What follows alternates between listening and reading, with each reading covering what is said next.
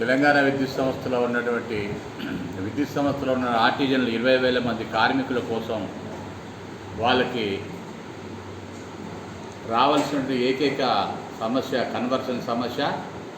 ఉన్నటువంటి పెట్టినటువంటి స్టాండింగ్ ఆర్డర్ని రద్దు చేయాలి, ఉన్న రూల్ని ఇంప్లిమెంట్ చేయాలి, చదువుకు తగ్గ ఉద్యోగం ఇవ్వాలి, కన్వర్షన్ ఇవ్వాలనేది టీవీఏఏసీ జేఏసీ మేము పోరాటం చేస్తున్నాము.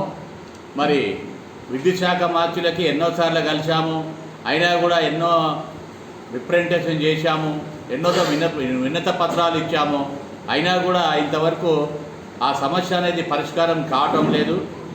ఈరోజు చాలామంది బయట నుండి జేఎల్ఎంలని వాళ్ళని తీసుకోవడానికి అన్ని ఏర్పాట్లు చేస్తున్నారు.